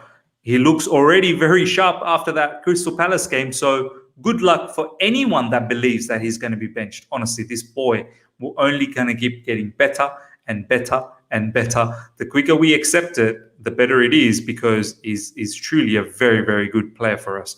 But yeah, Ryan, yeah, continue, my man. Yeah, so yeah, I just gonna erase everything here. It doesn't have a yeah, cool. So that's what I would have really liked, but I also think that okay, back four is a huge change. Hmm. Why not have players in a back three who can transition to a back four in game without making substitutions? That's why I always opt to have. Let's go back to our back three. Um, let's go back to our back three. And honestly, sometimes I I want to address some comments, and then I get like, you know what, I Hey, don't. yo, Miz. Hence, There's some people are saying, oh, hence, Jorginho as in a back four. My man, you're too caught up on how Frank Lampard used him. You really are. You're too caught up on how Frank Lampard used him. hey, yo, Miz. Can I Look, just say something? yeah, Before I cut you off, I just hearing somebody outside my door. Can I come back in 1 minute while you deal with the comments? yeah, of course, Let of them know, course. man. Let them know about Georgina's role in that too, bro. You teach I them, bro. have I have to, man. I have to. All right. We've See got ya. Roy Chill. here saying, I'm just going to bring in Roy's comment. Man, seriously, you saw what happened to us when Jorginho was in charge of protecting the back four. Roy, that was Frank Lampard's system. He should not even be playing Jorginho. Frank Lampard needed a Declan Rice. Frank Lampard did not need a Jorginho the way he was playing, because he was playing with attacking eights. He was literally leaving the midfielder all by himself because he was asking for the eights to bomb up. The eights need to help in defense. The way Maurizio Sarri was using his attacking eights was those eights were key in defense. They would have to be box to box and they would have to help out in defense. In Sarri's formation, Jorginho was not a defensive midfielder. He was more of a playmaker. He was not there obviously he defends, but that's not his sole purpose. The biggest defenders are those midfielders. In Frank Lampard's situation, you needed a defensive midfielder like Declan Rice, because Frank wanted his eights to bomb forward and really penetrate up front and be in and around the box. Thomas Tuchel, however, that's not what he does. If you look at the way Thomas Tuchel plays with and without the ball, Jorginho with the ball is the deepest midfielder. Honestly, have a look at the game and pause it, take a still picture, and you will consistently see Jorginho being the deepest midfielder. He is generally the midfielder between the two centre backs. You may think it's three. Yes, it is three, but it does spread so much so where our wing backs go forward, it does become a back four with the ball. It does become a back four. Chalobah, literally in the last few games, if you notice, does become a right back because our right wing back is forced forward so high up, is almost like a right winger. And then you have Christensen and Rudiger more centrally. So if you pause and take a picture, you think it's a three, but it's not really. With the ball, it's actually a four. With the ball, it's actually a four. Without the ball, when it all drops in, yes, it becomes a three. So you do need to understand, like, don't get too caught up on the formation the way you look at it when the team is announced or the starting lineup is announced. Mm-hmm. They don't just stick in those positions. It does move around. Like, yeah, Ryan, I was just saying that how people get too caught up in that back three. They think it's always a back three. Literally, in every game, the wing back pushes up as generally becomes a right winger, and then the right CB kind of becomes a right back. Yeah, and that's what I was gonna segue into about taking off the brakes into. I know this is a Lukaku special, but this would help Lukaku too, man. Because I was just thinking that we talked a lot about a 3-3-3-1. By the way, look at this one as well. Jorginho plays in a back four for Italy. There you go, bro. He played in a back four for Napoli too. I don't know what's people's issue. I don't know, man. I don't know where people are getting these like crazy ideology that he can't play. Anyway, yep. Yeah, I remember that shape I showed you all a few times already too. How Jorginho was protected in a back four. I mean, I won't go over it because just watch the other side of coin videos with us. Exactly. We've done that. We've already done that. But I just want to show why it's. I don't think Tuchel is gonna change that back four on paper. He didn't try it out even once in preseason. That says a lot. What he did try out though was Hudson-Odoi as an overlapping wing back, and what I really want to see is that us being able to have players on the field in a back three who can turn into a back four if needed, and not in a back four as in four defenders. I mean the principles of a back four system, not four people line up in the back, but the principles of a back four, which is essentially a back two in attack. Hmm. Because what I would like to see, this is why I always opt for Hudson-Odoi, is that if we have Reece James as our right centre back, right? Hmm. All of a sudden we could have, think about it like this. We mightn't change to our one and a two up front. We might keep our same two inside forwards, right? Think Hmm. about Werner here and think about Havertz here, right? Or Ziyech. Anybody you want, whoever you like, or Mount. Wherever Yep. your favorite player is, put him there, right? So you don't get angry at us. But we're leaving Werner here. If we have Hudson-Odoi being that overlapping wing back and he can get into a wide right midfielder, right winger role, a right winger, and we have Reece James here, we can let Reece James be a overlapping fullback and be a more of a right back role where we Hmm. can turn into a sort of back four like this. Hundred So percent. if you think 100%. about it, Reece James thrives at this right back role. And he loves getting to these positions here. He can also overlap if needed. And Hmm. having a player like Jorginho, which y'all seem to don't like, could cover these regions and allow us to get forward more. And Hmm. having Christensen here as Reece James before y'all think I'm crazy. And just having that can turn us into a 4-3-3. All of a Yeah. sudden, this wide inside forward wouldn't need to be here because Hudson-Odoi is here. Preferably, Zia should get to be in a more central role now. And Whereas, this is what was happening when Ziyech was around. This is exactly what was going on. yeah, and now since you have all these players around here, you wouldn't need Kante to be here.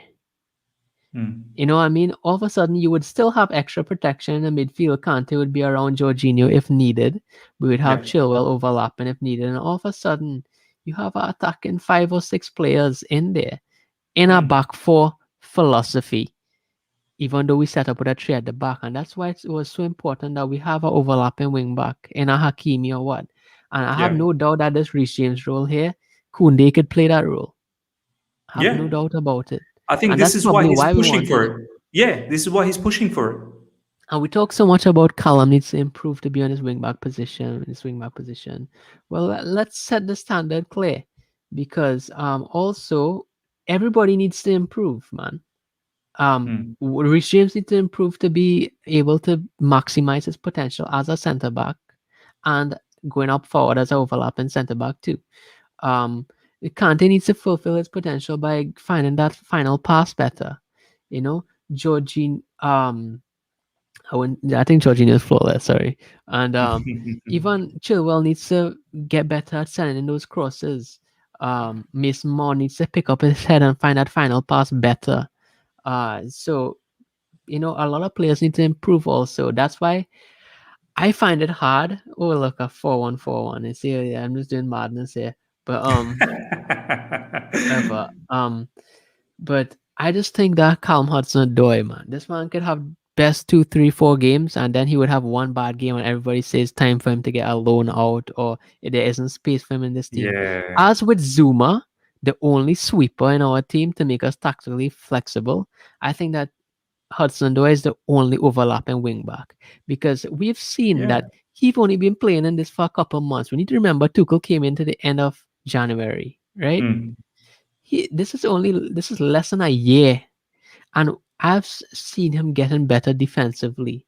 Yes, he wouldn't be like a centre back here, but he's been better at reading the game from his first times at wing back to now, where I'm seeing against Villarreal. He has a It's been maturity massive. about It's him. been very, very massive improvement. I have to say as well. His wing back play, and I said it once I saw him in the preseason. I thought he's going to get a lot more game time as a wing back. I was just very surprised that he didn't get to start against Crystal Palace. I mean, albeit Aspilicueta played well, but I mean, Aspi's not going to be the future, right? Aspi's getting old, I so we think, do need to find that transition to I- slowly integrate Callum in. and I feel, the thing is with Callum too, with Villarreal, a lot of people are saying he had a quiet game, this and that. yeah. I think it was the opposite. I saw something from Callum that game where I wanted to see from him in that wing back position. So much times we would see him be up here and always attacking, and that's fine. And people would complain and say, "Oh, his defensive game isn't good." But many times in that Villarreal game, he was here where Reece James was. And I Yeah, think yeah. his ability to read the game and know when to pass and when not to pass and when to dribble was fantastic in that game. I think that was a mature performance at right wing back from Callum Hudson-Odoi, and I was shocked to see everybody saying he's quiet, disappeared, he mightn't start again in that position. He should be a winger instead. I I think think that my only issue on that particular game, Brian, was that in the instance where Callum, at times when he did find himself 1v1 with their opposing players, whether it be in midfield, whether it be higher up, with the ball, of course, I just didn't see him be more bold and take that man on. Now, whether it may be because what you said, that maybe he was just picking his opportunities, I maybe it just was didn't see tactical. him do that enough. Maybe it was a tactical change because Miss, look at Hartford's here, right? Miss, Mm, we talked about that inside forward role, right? But in that Villarreal game, right? Okay, mm, Tottenham preseason, Hudson-Odoi was here, so that allowed Ziyech to be here. But when we saw in Villarreal, Ziyech didn't really get here. mm. I was watching that game, I was wondering why True. is Ziyech stuck. He was Yeah, stuck he was on stuck the, in that area. Yeah. and Do you reckon it was possibly because of the low block that Villarreal deployed initially? I think that our game plan was to play around Villarreal. It was never to play through them. And I Mm, love to see us play through teams, but sometimes it's tactics. I have no idea why one game Zia should be all here and the next mm, game he would be mm. here. It has to be instructions. It has to be I instructions. It it has has to to be be. instructions. And thing with Callum Hudson-Odoi, I can't. Or I can. They set up in a defensive way. They are one of the best defensive like organized teams, Villarreal. I think Mm, our aim was to play around them. That's why you didn't see Callum getting here and doing all this fancy stuff because it was Ziyech to hold down these players here, and then it was mm. Callum to help play around. Smart, bro. Smart. That you're probably right, because I did find that strange.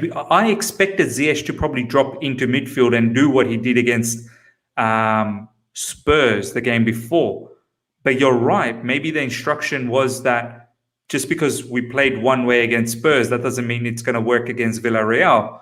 Against Villarreal, I think the instructions were to go around them and then find those players up front, the three players up front in the box. And what do you know? Having Ziyech here end up scoring that goal. Yeah, It worked. absolutely, It mightn't be absolutely. prettiest on the eye. That Villarreal game wasn't pretty on the eye for many reasons because it was preseason. They wasn't fit. But another reason it was uh, Tuchel doesn't care about winning like Pep Guardiola and this or that. He cares about winning and then full stop. Yeah. He will win if it's ugly and you have to sideways pass for the whole game, but to get one goal, here, boom. Tuchel would do Mm, that to win what one game. He doesn't care. And next game, he would absolutely rip apart a team who gives us space. That's what you have to be mm. prepared to see. So you can't be mad at Ziyech one day he does good and blame it on Ziyech. No, it's probably instructions. You can't be mad at Hudson though because So one day true. he's here mashing up the place and then McCrabian is coming on mashing up the place. And then he's here next game. You can't be mad at Kovacic that sometimes he's in the final third spraying passes and then other times he's here. It is all instructions. It's all Yeah. instructions. I don't believe they're so inconsistent because when you're seeing players doing some repeated patterns for 45 minutes, 50 minutes, it's instructions. It's Has to be instructions. instructions. Has to And be they listen. instructions. If you don't listen to Tuchel, he'll take you out in 20 minutes, in 10 minutes. We Yeah, see it with because you're not Hudson following Doy. orders. You're not following orders. Exactly. So I think that's why it's so important to have Hudson Doy as a wing back. He makes us flexible, and that's why I would stick by Zouma staying also, because he's the Mm, only sweeper we have. You know what I mean? Um, Super chat from Jack MS01. Thank you so much for this. Funny Ramsdale is having medical at Arsenal. I can't believe I don't know how much they've spent, but I think they've spent quite a bit on this particular goalkeeper. Live chat, let me know how much that deal was for Ramsdale. I believe it was quite expensive as well for someone who's a championship goalkeeper. Like, surely there has to be other goalkeepers. But look, it is Arsenal Football Club. They can do whatever they want to do. At the moment, they just run so poorly. I couldn't care less. Stevie T saying Lukaku said in his interview, TT changes tactics depending on the opposition. There you go, 100%. It makes absolute sense he does. Ryan, we're going to slowly wrap things up. Do you want to show any other sort of tactical situations, low blocks or anything like that before we wrap things up? Well, I'd just like to say that when you have, I mean, nothing fancy, but when you have a target man like Lukaku roaming in around the box, it helps us a lot as it'll open freedom for Havertz and Mason and Werner to make those slide runs around here to get on the end of low crosses while also having the option for high crosses to Lukaku. I think that last season, if you set up in a low block, there's a potential that we wouldn't score. This season, we can attack from every direction, and that's what I like. And I think that I just want to close off on something that appreciate having the flexible players we have under Thomas Tuchel, because I think he's unlike any other manager. Pep has one system: 2 at the back, 3 in midfield, underlapping inverted wing backs, attacking 5. Same thing. Klopp has overlapping wing backs, inside forwards, a 3 and a 2. What we get with Tuchel, man, is every game we get to unwrap a different approach to the game, man, and it's very. I've never seen anything like that, man, in a manager. That under Sarri, he has one system, and you perfect that system. Under Tuchel, each game you're just trying to figure out what is he doing. That's what Lukaku was saying. When he watches Chelsea, he needs to figure out what are they trying to do. Yeah. And you don't get out other teams. Other teams you just know, and that's fun, man. As a fan, it's fun, and that's why we shouldn't think about throwing away players like Zouma and Kovacic and Hudson-Odoi or anybody as a fact, or Alonso. Keep them. They bring something different, and they will help us win not one but more than one trophies. So we Multiple need trophies to win. We need to compete in all competitions, not just one. So 100% enjoy agreed, your man. club, man. Enjoy the players we have. We have a special thing going on. 100%. You're right, man. The different characteristics that we have kind of gives Thomas Tuchel the ability to encounter any situation, any opposition, and have multiple ways of attacking, defending, holding the ball, possession, like it just allows us to be so well-rounded. 100% agreed. Leo T Flash saying, I like what you said about Cho. I thought he wasn't great, but you have made me understand. There you go. That's a tick mark for you, Ryan, man. Absolute tick mark for you. Ladies and gentlemen, you've heard from Ryan in regards to what we will do in a high line, what we will do in a low block. As you can see right now, Lukaku is going to be that focal point, and he will have the ability to bring in players like your Havertz, your Mount, your Pulisic, or whoever else, where Lukaku can hold the play or be that aerial dominance as well up front, very close inside the box, and then he'll bring those players in. And then you also have the players like Callum and Chilwell in a low block who can whip in the cross, knowing there is a player like Lukaku who can get in the end of it. And also, I've noticed this season, when we are whipping in those crosses, we are making a conscious effort of putting more bodies into the box, whereas previously we weren't doing that. This season already, when I watched Villarreal and also especially the Crystal Palace match, because Crystal Palace was deploying the low block predominantly, we were deploying the early crosses and there was always 3 bodies in the box. There was always 3 bodies. So fantastic to see that, and I can't wait. Before we wrap things up, ladies and gentlemen, still nearly 150 live. Let's get those likes up to well around 150. That will be a great target if we can reach that. Let's get those likes up. If you're here for the first time as well, subscribe. We are going mad towards 8,000. And also check out the promo that I've got on. I've teamed up with Tenor app. Basically, Tenor app is a free app. The link is in the description for you to download. Use that link to download. It's a free app, free to play. It's a sports prediction app. Basically, there's a plethora of games that you can predict on, many different things.